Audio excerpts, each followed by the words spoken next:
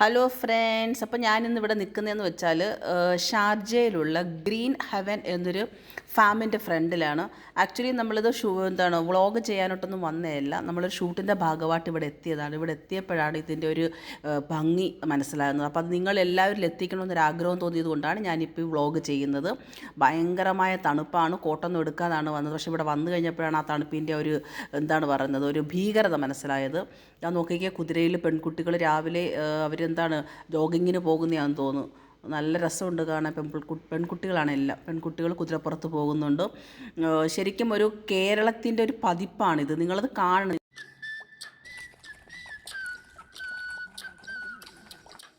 മലയാളിക്ക് അഭിമാനമായ ഗിന്നസ് സുധീഷ് ഗുരുവായൂർ എന്ന് പറഞ്ഞ വ്യക്തിയുടെ ഫാമാണിത്. അദ്ദേഹത്തിൻ്റെ കഠിനാധ്വാനത്തിൻ്റെയും ആത്മാർപ്പണത്തിൻ്റെയും അദ്ദേഹം ഇതിൻ്റെ പിന്നിൽ ഒരുപാട് മെനക്കെട്ടൊന്ന് വേണമെങ്കിൽ പറയാം. ഒരുപാട് നാളത്തെ അദ്ദേഹത്തിൻ്റെ കഷ്ടപ്പാടിൻ്റെ ഫലമാണ് ഈ ഫാം. അതുകൊണ്ട് നമ്മൾ തീർച്ചയായിട്ടും വന്ന് കാണണം. നമുക്കത് കണ്ടെങ്കിൽ മാത്രമേ അത് മനസ്സിലാകത്തുള്ളൂ. വളരെ ഭംഗിയായിട്ടാണ് അദ്ദേഹം അത് ചെയ്തു വെച്ചിരിക്കുന്നത്. എല്ലാം നമുക്ക് കേരളത്തിൽ കാണാൻ പറ്റുന്ന ഒരുവിധപ്പെട്ട എല്ലാ സാധനങ്ങളും അദ്ദേഹം ഇവിടെ സെറ്റ് ചെയ്ത് വെച്ചിട്ടുണ്ട്.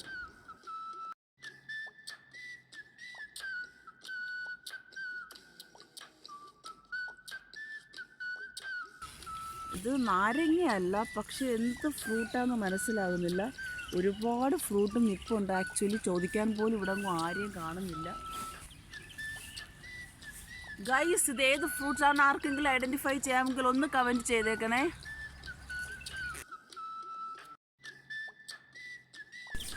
നല്ല വെളുത്ത നല്ല സുന്ദരികളായ ഒരുപാട് പ്രാവുകളുണ്ട്. പ്രാവുകൾ കൂട്ടിനകത്ത് കിടക്കുകയാണ്. എല്ലാം പ്യുവർ വൈറ്റാണ്. ഞാൻ ആദ്യമായിട്ടാണ് ആക്ച്വലി ഇതുപോലെ ഈ ഒട്ടകപ്പക്ഷി അടുത്ത് കാണുന്നത്. ഭയങ്കര എന്താ ഹൈറ്റ് അതിന്.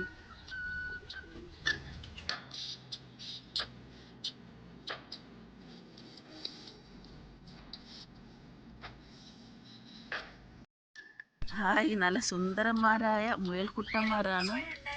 ഒരുപാടില്ല, പക്ഷെ കുറച്ച് മുയൽക്കുട്ടന്മാർ ഓടി കിടക്കുന്നുണ്ട്. Brown, white, black.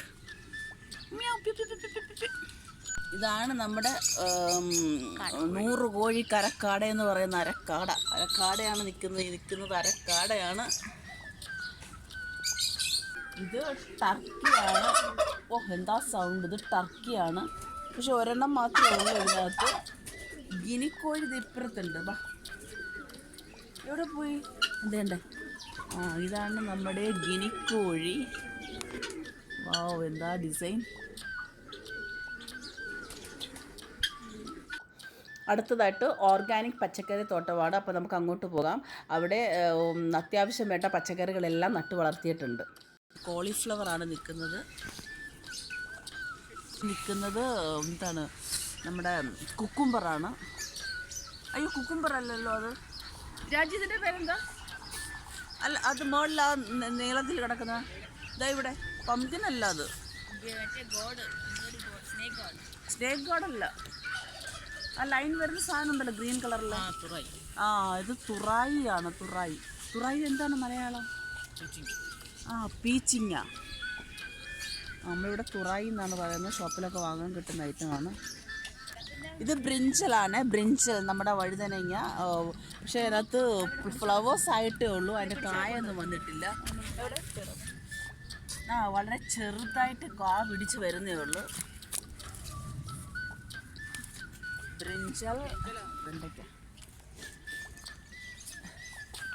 ഇത് വെണ്ടയുടെ തൈയാണ്. ചിലതിനകത്തൊക്കെ ചെറിയ ചെറിയ വെണ്ടക്ക പിടിച്ച് നിൽപ്പുണ്ട്.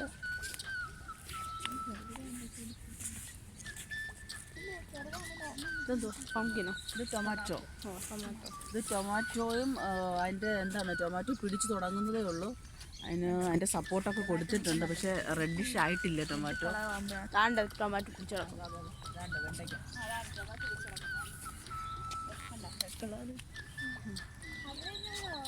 ഇതിൻ്റെ സ്പെഷ്യൽ എന്ന് വെച്ചാൽ ഇത് ഓർഗാനിക്കാണ്. രാസവളങ്ങളൊന്നും ചേർക്കുന്നില്ല. ജൈവവളങ്ങൾ മാത്രം ചേർത്തിട്ടുള്ള നല്ല അടിപൊളി വെജിറ്റബിൾസാണ് ഇവിടെ ഉള്ളത്. നമ്മുടെ ലേഡീസ് ഫിംഗർ, ഗ്രീൻ ചില്ലി. അതിൻ്റെ ഇടയ്ക്കൊരു ക്യാപ്സിക്കം നിൽപ്പുണ്ട്. നോക്കിക്കേ, ഒരു ക്യാപ്സിക്കം. ഒറ്റത്ത് വളരെ ചെറിയ ഷോർട്ടായിട്ടുള്ള ചെടികളാണ്, പക്ഷെ നിറച്ചുകൊണ്ട് എനിക്കിന്ന് പച്ചയായതുകൊണ്ടെങ്കിലും ചിലത് മാത്രമേ ഉള്ളൂ അത് പഴുത്തിട്ടുള്ളത്. ബാക്കിയെല്ലാം ഈ പച്ചയായിട്ട് നിൽക്കുന്നതുകൊണ്ട് അത്ര കൊണ്ട് ക്ലിയർ ആയിട്ട് വീഡിയോയിൽ കാണാൻ പറ്റുമോ എന്നറിയത്തില്ല. നമ്മുടെ മല്ലിയില നല്ല തഴച്ച് വളർന്ന് നിൽപ്പുണ്ട്, നല്ല അടിപൊളിയായിട്ട് നിൽപ്പുണ്ട്. മല്ലിയില കഴിഞ്ഞിട്ടുള്ളത് സ്പിനാച്ചാണ്. സ്പിനാച്ചും അത്യാവശ്യം നല്ല രീതിയിൽ തന്നെ നിൽപ്പുണ്ട്.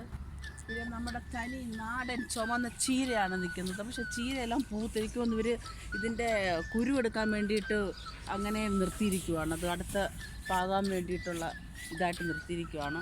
അപ്പോൾ നമ്മുടെ ചുമന്ന ചീര കഴിഞ്ഞ് പിന്നെ വരുന്നത് നമ്മുടെ പച്ച ചീരയാണ്. നോക്കിക്കേ, പച്ച ചീര അതും അവർ വിളവെടുക്കാതെ നിർത്തിയിരിക്കുവാണ്. മീൻസ് അതിൻ്റെ കുരുവിന് വേണ്ടിയിട്ട് തന്നെ നിർത്തിയിരിക്കുവാണ്. അടുത്ത പാകാൻ വേണ്ടിയിട്ട് ശരിയാക്കി നിർത്തിയിരിക്കുവാണ് അതിന്.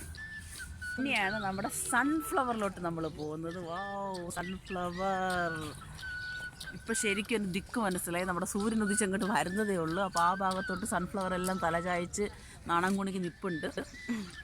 നമ്മുടെ സുന്ദരിയായ സൺഫ്ലവർ നാണം കുണിക്ക് നിൽക്കുന്ന കണ്ടോ.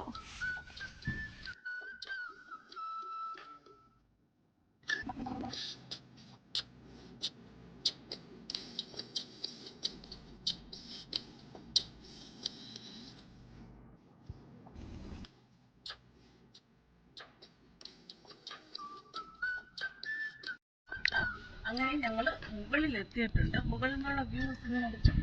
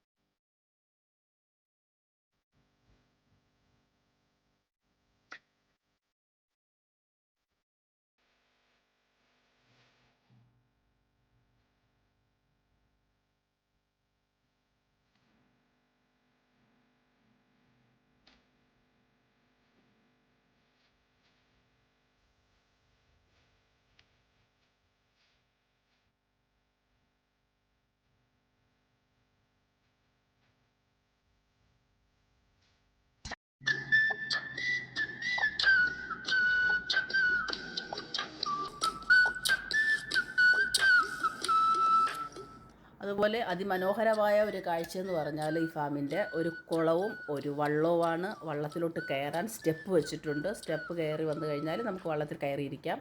എൻ്റെ സൈഡിൽ ആമ്പലും താമരയുടെ ഒക്കെ ഫ്ലവേഴ്സൊന്നും ആയിട്ടില്ല, അതിൻ്റെ ഇലകളൊക്കെ ഇട്ടിട്ടുണ്ട്. നല്ല പായലൊക്കെ പിടിച്ച് കിടക്കുക, നല്ല അതിമനോഹരമായ വല വീശാനായിട്ടുള്ള വലയും സെറ്റ് ചെയ്തിട്ടുണ്ട്.